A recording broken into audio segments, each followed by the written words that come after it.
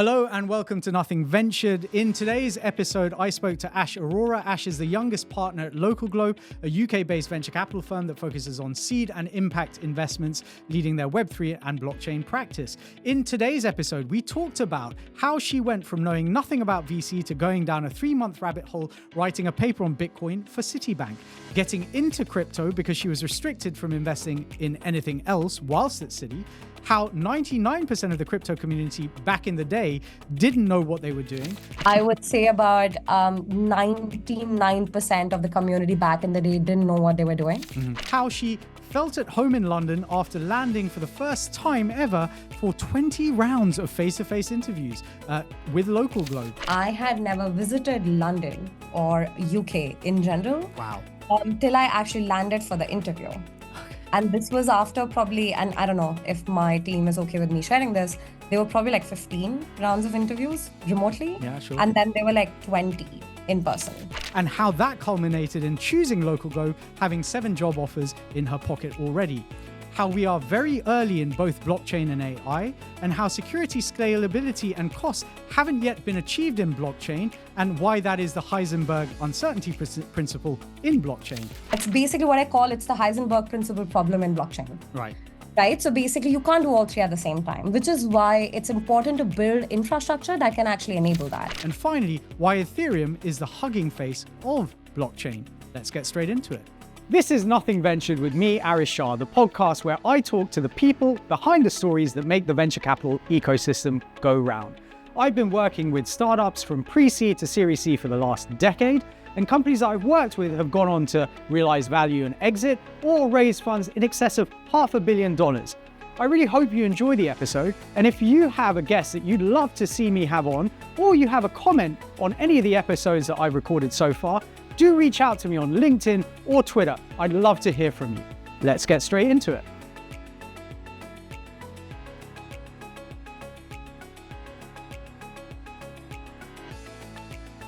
Today on Nothing Ventured, I have with me Ash Arora. Ash is the youngest partner at LocalGlobe, a UK-based venture capital firm that focuses on seed and impact investments, leading their Web3 and blockchain practice. Before joining LocalGlobe, she was investments lead at Polygon Labs, leading the $100 million Polygon Ventures Fund, where she focused on early-stage Web3 startups with global LPs across the US and Europe. Ash, it is so great to have you with me here today. I know it's been a long time coming. I'm super excited to get into this episode. Really excited to be here. Can't wait. Amazing. So let's start off. Your journey into venture was incredibly non-traditional. You were a crypto trader on the side. You set up a proprietary trading shop with some friends before starting to angel invest and built out the largest angel network in Southeast Asia. So can you talk me through that journey in more detail? And what was it about the Web3 blockchain crypto space that got you so excited in those days? Absolutely. I think if a decade ago you'd asked me if I'd be a sort of venture capitalist in 2024, my question would be, sorry, VC stands for exactly what? Video and camera or something of that sort? So I had absolutely no understanding of the sort of sector at all. I majored in economics and finance at LSR in Delhi. And post that, I started working in Citi. So every sort of, fresher commits the crime of going into consulting or banking. So my poison was banking. Got into it, was working in markets on the sales and trading floor. Started out with sales in FX, and then eventually gravitated towards trading. A few months in, I was asked to do a small research project on Bitcoin, because this is right after the second bull run of Bitcoin. I was the youngest on the floor by a decade. And we, like Citi Markets India, was the second largest by revenue for Citibank globally for markets. So number 1 being Brazil, number 3 being the US. That year, I don't know if things have changed now. But so I did that, and I spent 3 months going exceptionally deep into it. I literally understood the technical side of it. I started looking at Ethereum as well, which was not really trendy back in the day. It was fairly new. And a bunch of other, what I now call shitcoins. After 3 months, Citi, I'm hoping no Citibanker is listening to this, but they pretty much threw it out the window. They said that this is too unregulated, this is too speculative, we are not going to do shit with it. Okay. And that ended my sort of research project immediately. But I had gone so deep and I was personally excited, and all my friends and family were tired of me talking about it. So when I got my Christmas bonus, I was unable to figure out what to do with it because, when you're a trader, you can't really access investment opportunities across any of the asset classes that you are trading for your clients. So immediately, I only had pretty much two options.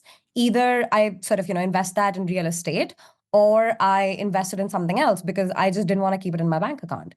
So the something else became crypto, Mhm. and I put money where my mouth is. And then my portfolio that I had created nearly 6x'd in 3 months. Wow. And I went bonkers because I said, what the hell is happening here? Is this something that's really shady? Should I just now pull my money out? This is how a 21-year-old would think. Hey, I've made enough money. I'm completely inexperienced. I have no idea what I'm doing. So let me just pull it out. But then I thought, okay, before I do that, I'm an economist by trade. There's a supply demand in every single market. Let me try to dig deeper as to why this is the case. And once I started digging deeper, I invested more. Mm. And then since then, I would remember 30% of my monthly salary actually would go into crypto, Amazing. um, across different types of cryptocurrencies. And then shortly after that, I would say within 3 to 4 months, I met a couple of friends of mine that I had known during my uni days through like inter-college competitions and stuff like that, who were both coders. So we'd hung out a bunch and then we all grabbed dinner and we basically came up with the idea because they were doing something in the equity market. And I recommended, why don't we try this in the crypto market? Yeah. And then we ended up doing algorithmic trading with crypto. This is how we started our prop trade, like a very small, sort of like a niche prop trading firm where we started with doing strategic arbitrage. So like buying in Kenya, selling in Korea, stuff like that. Mm. Just kind of, arbitraging the Forex as well as the kind of illiquid markets, Mm. or I won't say illiquid, like sort of slightly less liquid markets across different geographies. But then we graduated up and we became smarter and we started doing algo trading using LSTM models. So that's long short-term memory models. Did that for, I think, close to 2 years. And then we ended up sort of, there was like a very clear bear market and we were getting bored. So all the returns that we had made, we started angel investing with it. Mm. And that's how one of the largest curated Southeast Asian angel networks was born. We have like a bunch of unicorn founders in that network now, and we all would get like really quality deal flow. So we started angel investing together. And all of this is happening on the side. I'm still very much at Citi. So like I've not quit my day job. And zero problems at Citi, because I know exactly as you said there are restrictions around what you can do. So this was basically the best way for you to invest your capital within the bounds of what you were able to do whilst working at Citi. Exactly. So like it's so funny. My MD at that time, and he's now I think head of Citi Korea or something. Mm. I'd run it by him and I was like, oh, I'm happy to kind of drop an email to compliance and like CC you and stuff like that. He's like, oh no, you might as well just do it yourself. Eventually, like if you learn something, we learn something. So that's good for us. So that was it. There was no other conversation because at that point, crypto as an asset class was not seen as a financial, institutional, enterprise grade asset class. It was seen as something that, basically people dealing with black money and like all illegal activities were dealing with. Like when you Google the word crypto, the top 10 articles wouldn't be, oh, Binance or, oh, this utility or scalability of blockchains. The top 10 would be, oh, this crypto fraud was caught. That happened. This government did something shady with crypto, right? Like those would be the top 10 articles. Everything was very scammy and fraudy.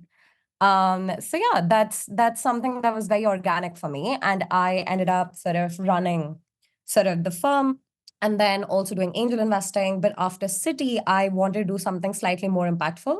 I just didn't feel trading in general, and I still have the same opinion that trading doesn't really bring that kind of positive value in the world. Sure. That it has the potential to, given the quality of talent that gravitates towards trading. Yeah. So trading typically is more about how do you make money rather than how do you make impact, right? As opposed to sort of venture or angel investing where you are going in early and hopefully supporting projects that have the opportunity to change things. So a couple of questions there, I guess. The first question is, whilst you were getting into trading crypto, and we all know kind of how much of a Wild West the whole crypto ecosystem was at one point, arguably maybe still is, who knows? I certainly don't, don't think I have the answers. But how would you differentiate between, to use the obvious terminology, how would you differentiate between what was likely to be a shitcoin versus what was likely to be a more, a more impactful investment or a more impactful coin?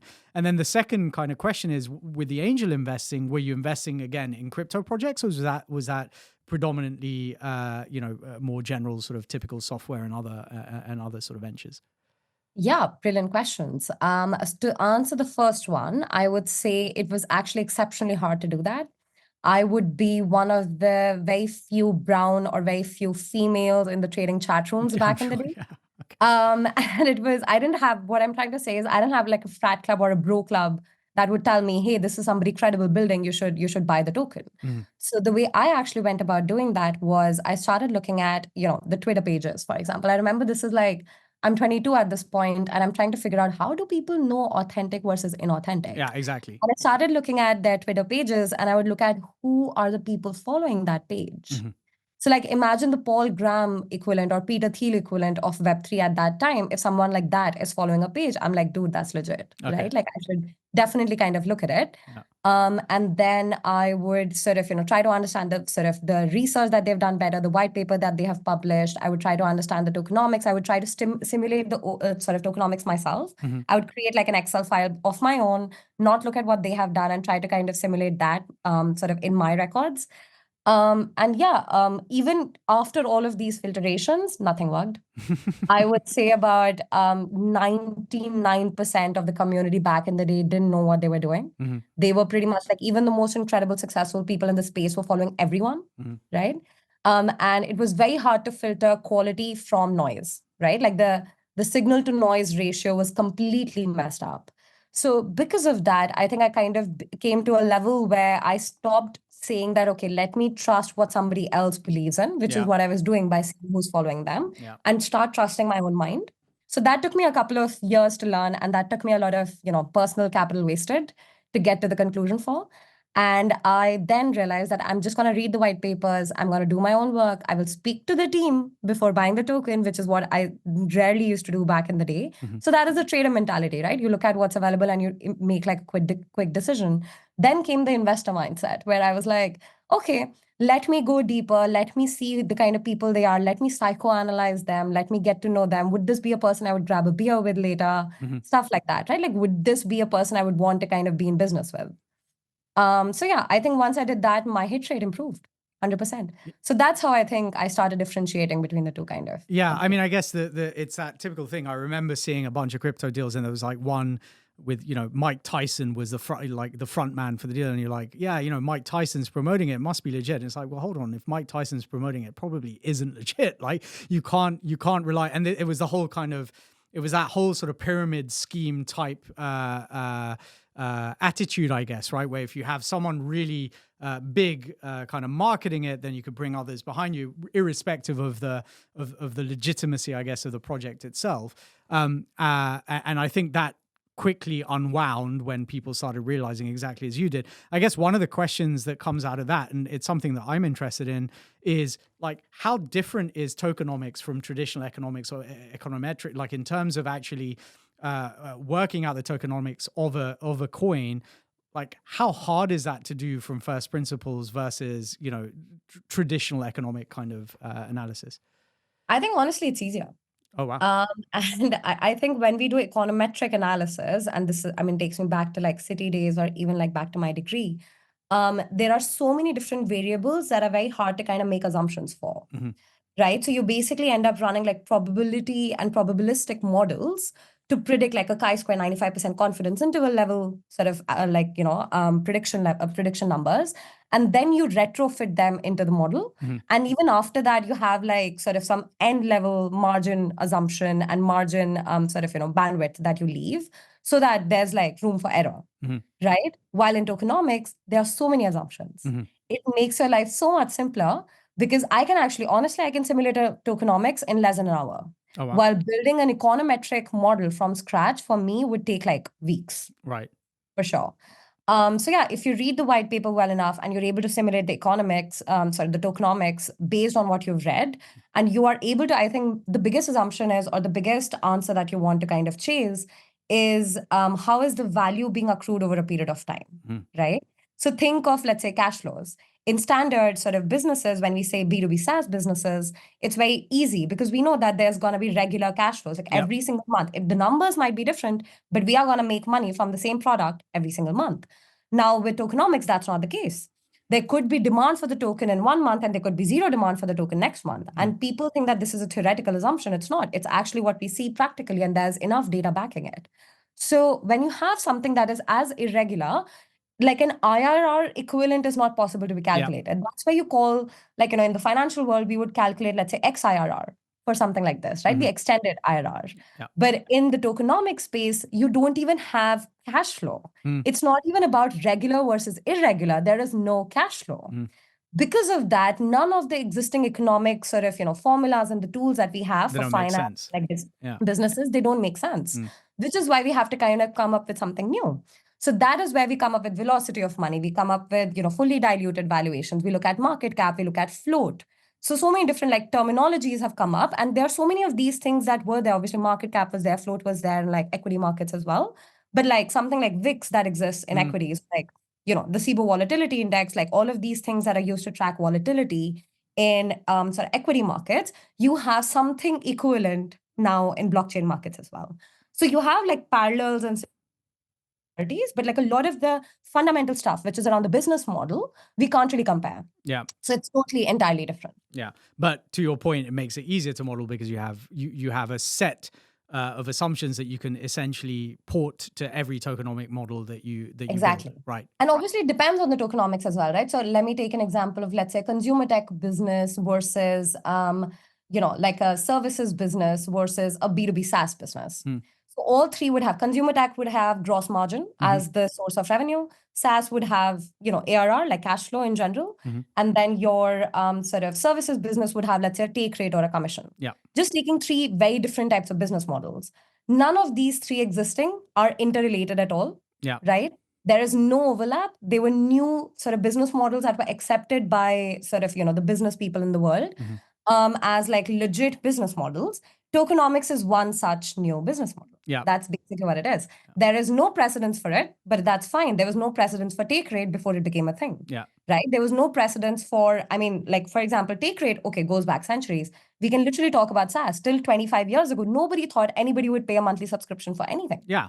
From at least a retail lens. Well, cloud didn't even exist, right? So from a SaaS perspective, everything was either on-prem or whatever. So you were selling you weren't selling software as a service, you were selling software. That was it, right? Like you sell the software once and that was cost. Yeah. It's like, when you buy FIFA for your PlayStation, you pay for the game up front, but when you play it on a monthly basis, you don't pay anything. Yeah, exactly. Right? Yeah. So that's exactly the model that humanity was used to, like an upfront cost, which also goes back to consumer tech, which is gross margin. Yeah.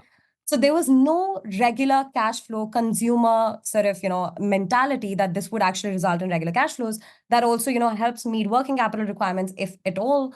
And then on top of that, that is also sustainable. And then there are predictions made around NRR compatibility with ARRs. So all of that didn't exist. And now we've learned that. We know that. Everyone knows that. So it's similar to tokenomics. Like till 5-7 years ago, maybe like actually a decade ago, tokenomics didn't exist. And now tokenomics, in my opinion, is actually a legit business model, as long as you can make the right assumptions, as long as you can understand the value being accrued over a period of time is related to the current product and how the current product would evolve given the kind of distribution it has. Yeah. So we can obviously go into examples, but yeah, I think that's at a macro level, that's very important. Yeah. I mean, the way I think about it, like as a CFO, when we're forecasting out a business, you are having to build a set of assumptions, whether it is for SaaS and you're thinking about churn rates, LTV, where you're talking about NRR, you're talking about new models and upsell and so on and so forth, versus, consumer business, to your point, it's around repeat purchase rates and all of these sort of things, your cost of, your cost of goods and so on. So tokenomics, to your point, is a new business model that was not fully fleshed out, but is now becoming more fleshed out, and at some point may get adopted in a wider way as more sort of valuable crypto projects, I guess, start appearing or have appeared over time. And then that sort of second question, like, so was the angel investing predominantly in crypto, or was that across like different verticals? So angel investing, back in 2018, there were not enough crypto companies raising. And in India or Asia, there was obviously like lack of enough information. But even in the Western world, I don't think that there were enough companies raising that I would feel, okay, this is like worth running an entire angel network for. Yeah. So did look at a bunch of Web3 companies and do them, but like mostly focus on Web2. And I think my overarching thesis across all the angel investment that I've made has always been Indian founders or Indian origin founders. I think the heart wants what it wants. I still eat Indian food every day. So I think there's just this Excellent. soul connection Yeah. with India, and I don't want to kind of ever let it go. Yeah. Which is why I think I'm just generally very excited by anybody who has sort of come from India or has an Indian origin, or has that mentality that, all of us are raised with. And if they're building anywhere in the world in any sector, I would always be game to talk to them. So Amazing. that's basically how I've done all my angels. Well, I mean, so as a person of Indian origin, albeit via East Africa, I think that's a wonderful way to look at it. And I think, look, especially as an angel investor, you get to do what you want, right? Like as a professional investor, you have to work within the bounds of a thesis, et cetera, et cetera. But as an angel investor, you can choose to invest in what you want to invest in. I think, that is a wonderful philosophy to have. But you moved from India to the UK to join LocalGlobe. So tell me a little bit about why you decided to make that move and what it is about LocalGlobe that meant that it was the right firm for you to join at this point in your venture career. And we haven't talked about how old you are, but you are the youngest partner at LocalGlobe. So it would be great to kind of understand a bit about that as well. Yeah, absolutely. So I think the move to UK was actually a very funny one. I had never visited London or UK in general. Wow. Till I actually landed for the interview. Okay. And this was after probably, and I don't know if my team is okay with me sharing this, there were probably like 15 rounds of interviews remotely. Yeah, sure. And then there were like 20 in person. Wow. So there were basically a lot of interviews, let me put it that way. Before I actually sort of, when I sort of went through all the rounds and they said, okay, you should fly to London, they were appalled to find out I need a visa for that, even to visit. Yeah. So that was extremely funny. And then getting the visa was also an extremely long process. And even though we sort of paid for all the priority, we still sort of had to kind of wait for a while. And my biggest concern was, oh my God, they're going to find someone else. Yeah. But yeah, that didn't happen. They did wait. So I'm very fortunate and glad that they did. So yeah, that's how I came to London for the first time. Prior to moving to the UK, I have lived across Singapore and Dubai for brief periods of time, professionally. And I never really connected with either of the two sort of countries. I just, never felt home. And the 10-day or like a 12-day period that I spent in London during the interview process actually felt like home, which was incredibly funny because it was a difficult time. I had to switch hotels and cabs are difficult to find in London. So and this is in the summer, right? It's so hard. Yeah. So yeah, it was a painful time, but I still felt like this is where I belong. And I moved in the peak of winter, which was November 22. And 2 weeks after I moved, I saw snowfall for the first time in my life. Please remember, I come from a very tropical country. You don't see a lot of snowfall there. Yeah. So even in spite of all these weather changes, I felt really sick for like a month. All of this happened, yet I feel still to this very day, I feel like this is home. So yeah, I think London just sort of has this charm that very few people in their lifetime get to experience. And I think I'm one of the few lucky ones. Yeah, it's weird. I wrote something recently. I go hot and cold on London all the time. Like I have to say, the winter months really do. I mean, coming from Africa where there's sun and, you can be outdoors. It can be really bad. But then, those days where you get this beautiful sunlight coming through the city, the energy that actually London brings, I like having traveled a lot in my life, whether, lived in Australia and Papua New Guinea, and obviously throughout Africa, Europe, the US and elsewhere. London just has this combination of both, its historic roots, but the energy of the future. It really does feel like things are happening here, or it certainly did feel like things are happening here. I think, post-Brexit, a little bit of a change, but I won't talk about that too much. And why did you think LocalGlobe was the right kind of fund for you? So there's actually a very long LinkedIn post on this. So I won't bore you with the details. We can probably plug in the link in the end. But yeah, I think for me, I was interviewing with a bunch of sort of funds across the world. So I had, not to toot my own horn, this sounds weird, but I had 7 job offers when I decided to kind of go with LocalGlobe. And what I did was I was really struggling.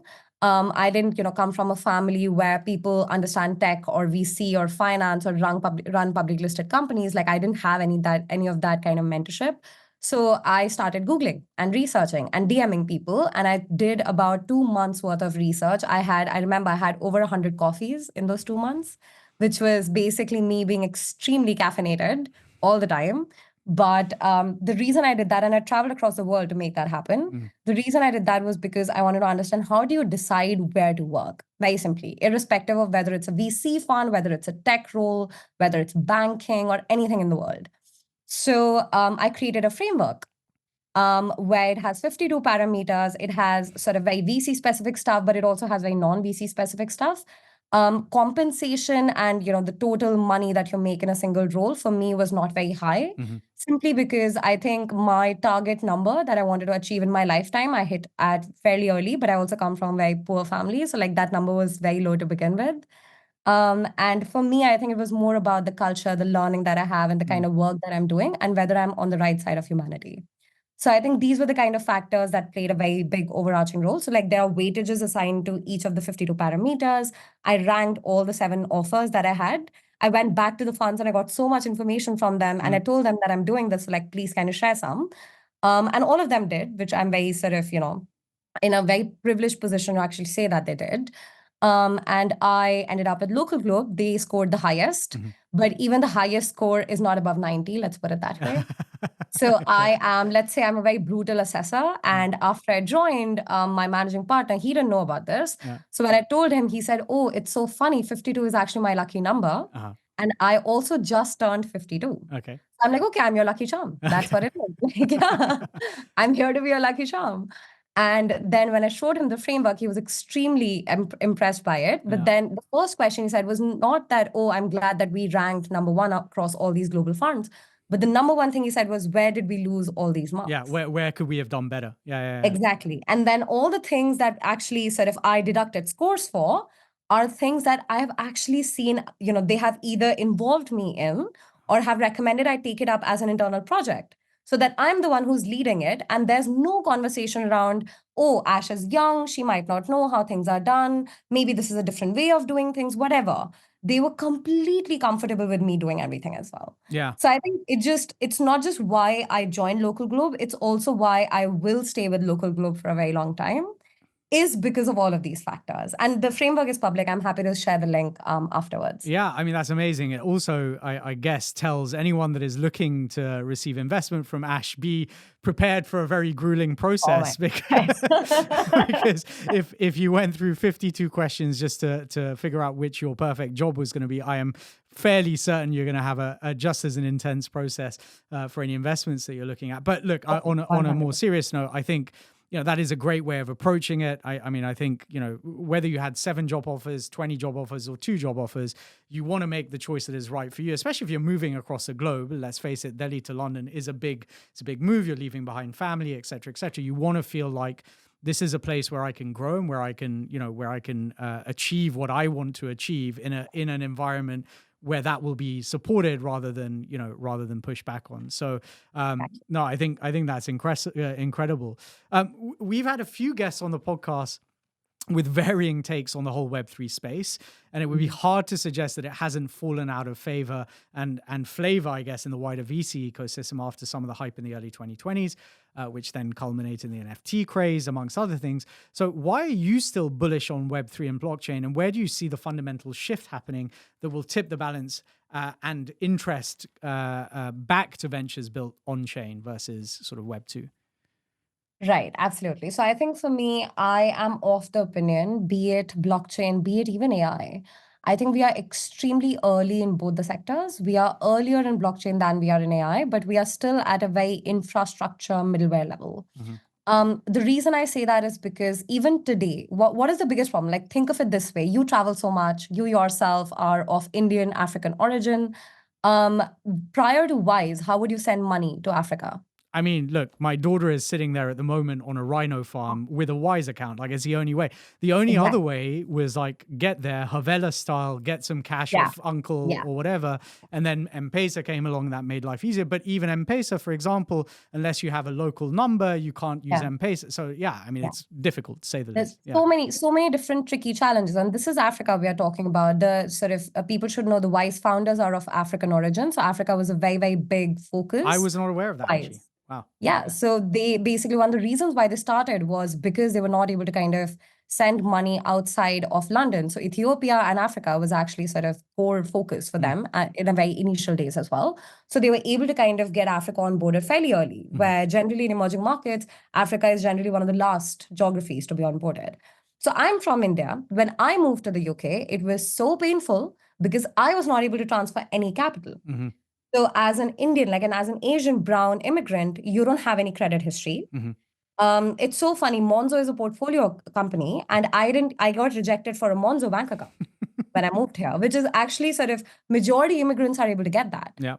I ended up only with a Revolut account and a Yonder credit card. So Yonder is also a portfolio company. So I'm very grateful that they sort of were able to approve me.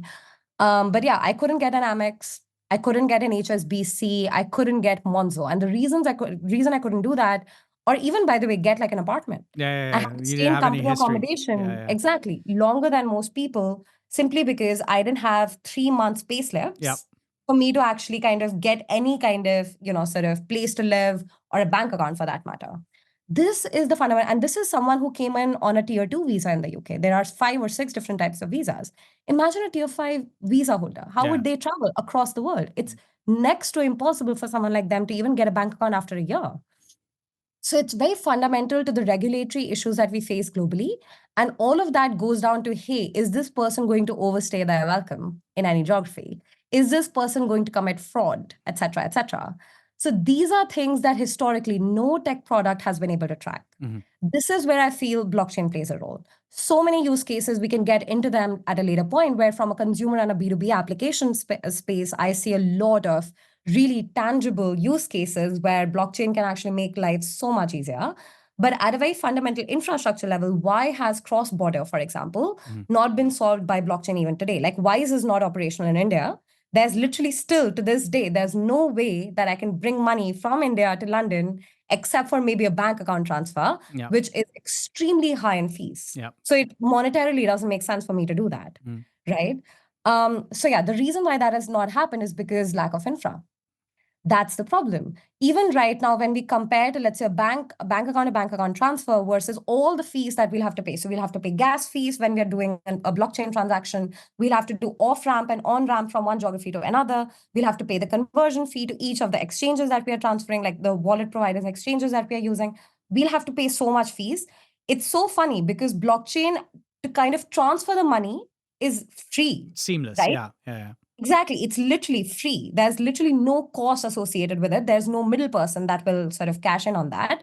But because of the environment that we're in and this infrastructure that we have, we still have to pay at the 2 endpoints. And the total cost of doing that sort of goes above a bank account or a Swift transaction cost, which is why there's not been enough adoption yet, right? So everyone on the world, right? Visa, MasterCard, TransferWise, Robinhood, like any sort of retail sort of fintech player has already been aware of blockchain for a while, and they will sort of adapt to it and they will kind of integrate that once the infrastructure is there. Once the fees have lowered because the infrastructure is now at scale, able to absorb those costs in a more efficient manner. So, and they're still sort of not compromising on security because you have cheap solutions even today, but then they compromise on security. So it's security and scalability and cost. These are the 3 sort of parallels.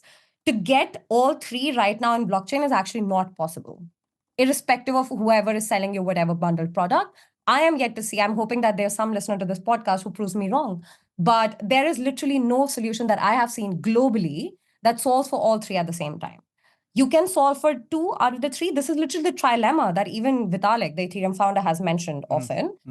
You can do 2 out of 3 at the same time. It's basically what I call, it's the Heisenberg principle problem in blockchain. Right? So basically, you can't do all 3 at the same time, which is why it's important to build infrastructure that can actually enable that. So if you can make a product that is secure, it's scalable, and it is, I won't say like cheap, let's just say it's cost efficient to be comparable to existing fintech and banking infrastructure. Till we have these 3 things sorted, I don't see mainstream adoption happening for blockchain. But at the same time, I'm also extremely bullish on the kind of infrastructure that is being built. One of the companies that I've just invested in recently solves for data availability. So they are doing fusion security. They are going to settle on top of Ethereum. They are basically a middleware for Ethereum that has theoretically the potential to solve for this. So that is where we are headed. But I mean, the funny part is we literally did their seed 2 weeks ago. That's how early the Okay, they're company early. is. I mean, so is it a tech is it a tech not like, so I guess, does this problem or do these problems get solved with the technology or through adoption or through scale? Do all of those things have to happen at the same time, essentially, to basically get to a point where you get to an inflection point where all three essentially get solved at the same time? Yeah. Or is it just a case of we got to keep working on the problem? At some stage, someone will come up with a technological solution that allows those to happen. Like where does that inflection point happen, I guess, is the Yeah. question. So I think it's a tech problem.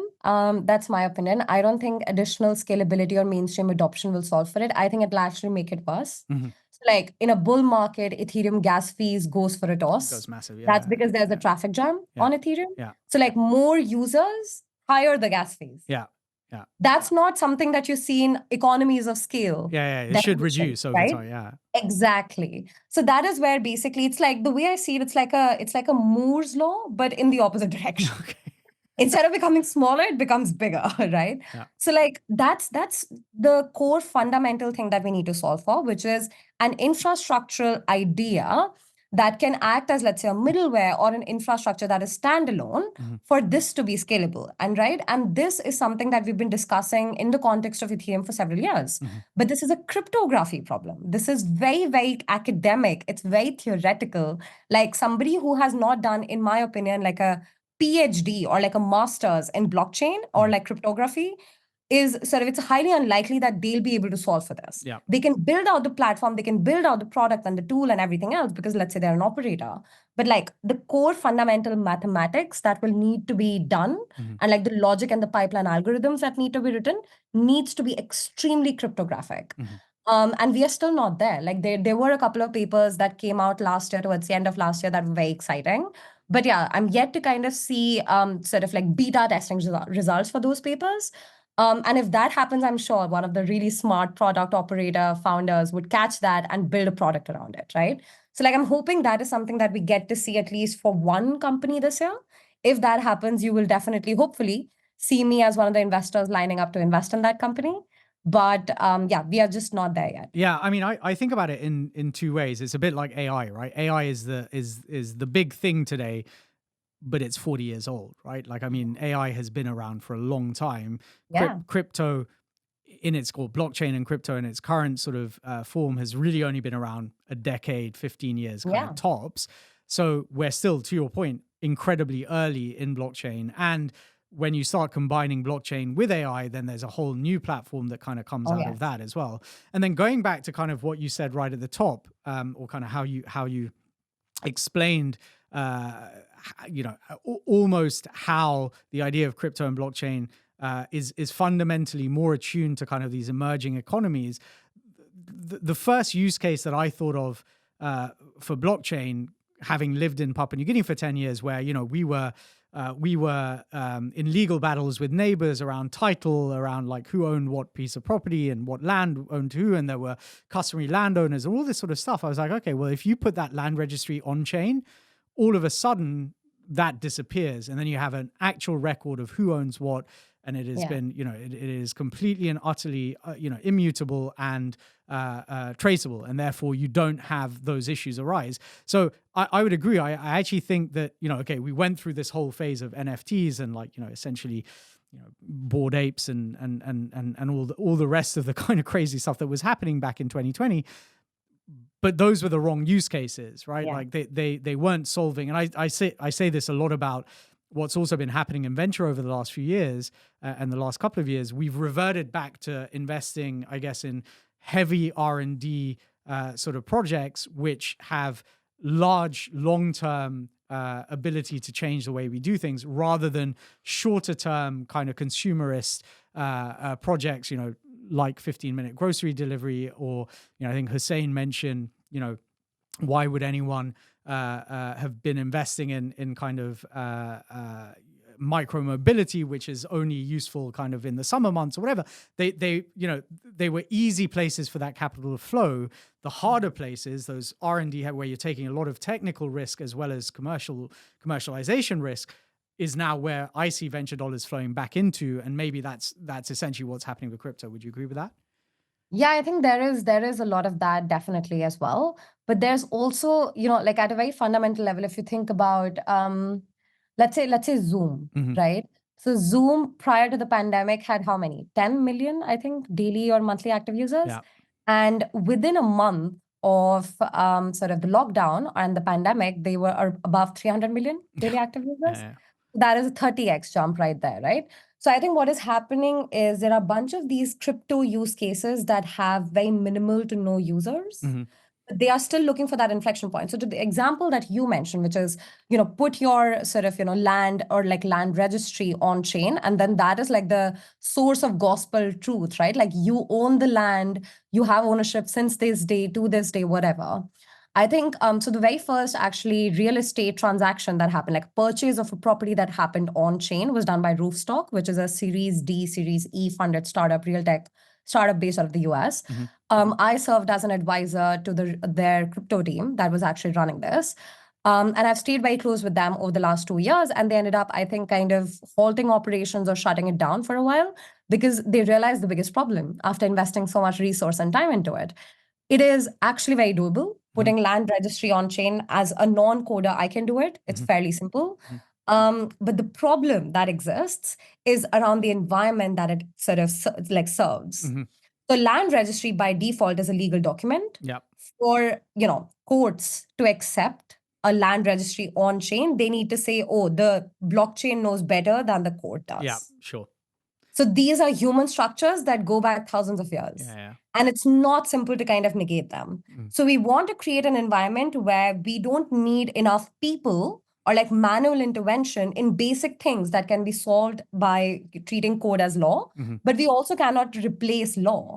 Okay. There's this entire thing, right? Like, and this piece, I can't remember the sort of the author of it, but there's this one piece which is talking about blockchain and AI Hmm. and the impact on humanity. Hmm. So like blockchain being code being sort of treated as law, and then AI, which is sort of everything being automated and people's jobs being taken away. All of this one side, there's this one entire piece on sort of, us needing to have humans in all the right places You need them in so the that loop we still. can Yeah. exactly, so that they can have that emotional side, that EQ piece, so that they can ensure that whatever is being decided is actually right, like again, right on the right side of humanity. Yeah. So it's a blend that we need to do, which means that it's literally now harder. Hmm. Had we just said, oh, let's disrupt all the courts in the world, that's easier to do than let's say, oh, let's partner with all the courts in the world. Let's coexist. And actually Exactly. and actually it's why, if you think about how the legal system works, so the reason we have a jury of 12 people in the UK and the US and elsewhere is because you could follow the letter of the law, but there are always humanistic or humanitarian reasons why, okay, maybe in this particular instance there is a judgment to be made as to whether it is, whether it falls out. Like, we live in a world of gray, not of black and white, I guess is the point, Exactly. right? And nothing in life is black and white. I actually have a lot of thoughts on like the jury model in the UK and the US. So India used to have a jury model and we've not had it, I think, for like 40, 50 years now. So, I mean, a jury that can let O.J. Simpson get away with murder is not something that also needs to be. So I think there's like a balance. Mm. Like maybe a sort of jurors need to be like trained in certain contexts, and there needs to be some sort of like a veto power that exists in certain humanitarian cases, whatever. I think there's, like I said, it's not binary, it needs to be gray.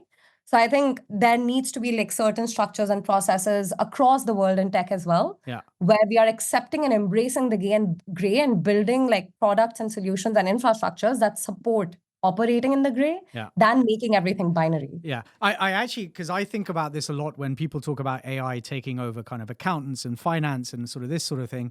And what I always get to is, but at the most strategic level of finance, of law, etc., there is human judgment always involved, right? Again, accounting works on, yes, some black and white principles, but actually a lot of it is also around contracts and how things are interpreted. And that is why you can have an argument with your auditor around whether this revenue recognition makes sense or doesn't. And the problem I keep coming back to is, you could automate all of that away, but when it comes to needing the people to make those judgments, if you don't have enough people coming in at the bottom to be able to make those judgments by gaining experience and working their way up the chain, you're gonna have issues down the track, right? So you could solve for a lot of stuff day one, but then you'll get into trouble sort of when you need people to actually make those value judgments down the track. So yeah, I mean, I think again, this is a topic that I think we could probably talk about for a long time. But you said to me relatively recently that Ethereum is the Hugging Face, which is the machine learning and data science platform and community that helps users build, deploy, and train machine learning models of blockchain, right? So Ethereum is the Hugging Face of blockchain. So for our audience, can you explain what you mean by that and why this is an important thing for the protocol and the broader Web3 ecosystem? Absolutely. So I think I am in awe of both the companies separately. Of course, they don't have any overlay in terms of tech or the product that they have actually built at all, but it is the ethos of the two companies that I can draw parallels between, which is that Hugging Face sort of started out as a chatbot and then kind of pivoted into this open source community, building and helping others build models, like small models that they can kind of share with each other and then improve upon or edit or have a conversation around. Yeah. That ethos basically comes from a space where, not token gating innovation and interests of humanity and letting everyone have like a level playing ground, like a playground where they can actually kind of compare, contrast, learn, teach everything together. That basically is what Hugging Face was able to kind of create very early on, which is why they are where they are today, right? Even as a marketplace or like as a platform, they have the most loyal developer base that I've ever seen in AI, right? Like they are now literally known as the GitHub of AI. Yeah. And it's funny that like a company like from scratch was able to become as big as GitHub in the era where GitHub already exists, right? So it's all because of the kind of community and the ethos that they were able to bring in, which acted as a wedge, and all AI developers, researchers gravitated towards them. And I guess I think GitHub was acquired by Microsoft, right? So then there was, again, okay, who is controlling, who has access, who has control, and then people get upset. And then, so how does Ethereum then kind of do the same thing? So on the Ethereum piece, that's pretty much similar because, Vitalik's one of the earlier, I remember this is like back in 2016 or 17, one of the blogs that he wrote was all around sort of the problems that he still faced in Ethereum. Imagine a founder of a company that is already running into like millions or billions is saying, oh, these are the challenges, like technical challenges that me and my team have not been able to solve for. So like, asking the wider blockchain developer community, hey, why don't you reach out and why don't you come and experiment with what we have built and tell us how we can improve versus how you can actually help us solve the technical issues. So that is basically something that, again, very few founders have done. This resulted in this eagerness because, the ETH community was also very strong and they had some of the best talent in the world by then. So like they ended up like attracting all these developers who would come in and start experimenting. I remember there was this one point where like, I think there were like 25 or like 55,000 smart contracts deployed on Ethereum, very, very early days. And none of them were actually businesses or products or apps. They were just developers coming in and tinkering, literally. And I did this exercise. I think I published it as well. I'm not sure. Back in like 2019. I tracked as to like the time at which they were deployed, the smart contracts, and when like these developers were coming in and having like conversations around it or posting it. So I ran a query, I got all that data, and then I put it on the map. Like I obviously tracked like the website hits as well by geography. And I overlaid the two. And basically the result that I came up with was everyone was working at like 2 a.m. at night. Very clear to me, like, these are people who are sort of fully employed, gainfully employed, but this is something new that's interesting. They want to come home after dinner, sit and start coding or writing something that could be sort of, like that could pique their interest. And then they would deploy it. Yeah. And like across, and so many of them were obviously using VPNs as well. So I would either see like a 2 a.m. or 2 to 4 a.m. kind of a spike, or I would see like a 12 to 3 p.m. kind of spike. Sure. Right? So basically when, you've started doing your work, you're suddenly very bored and you would start doing your own personal project right before and after lunch, or you would do it late at night, which basically proved to me this is how a community is born. The day I did this study, I remember I bought so much Ethereum that day because I was so impressed by how they were actually able to create a community of blockchain developers when in reality, there was actually no use case of blockchain that was visible at that time, right? or there was not enough venture funding that had come into the space. So it became And basically not like enough- a sandbox essentially for these. Exactly. Yeah. Exactly. And sort of like, away from regulations, risks, mainstream tech, the sort of the token gating walled gardens, they were just able to create like a community where blockchain developers were able to come and thrive, which is exactly what I saw in Hugging Face as well. Mm. So I think the two of these companies, they were able to create these ecosystems, which I don't think anyone could have actually overtaken.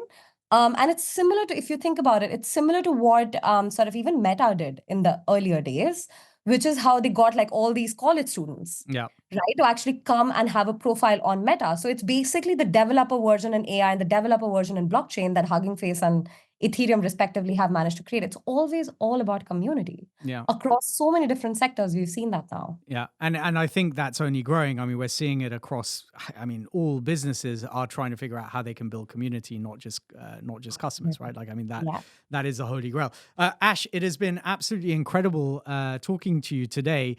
For our audience, where can they find you online? You on LinkedIn, Twitter? Where's the best place for them to find you? I am very formal and professional on LinkedIn. I am very random and sort of like opinionated and contrarian on Twitter. And I am very Gen Z on Instagram and Snapchat. So pick your poison. Connect with me anywhere that suits your personality and your interests, and I will definitely respond. Amazing. Ash, it's been really incredible speaking today, to you today. Thank you so much for your time. I really appreciate and love the conversation. Thank you so much, Arish. This was so wonderful. Really, really thoughtful questions. I really enjoyed myself. Didn't even realize an hour went away. So thanks a lot for that. Amazing.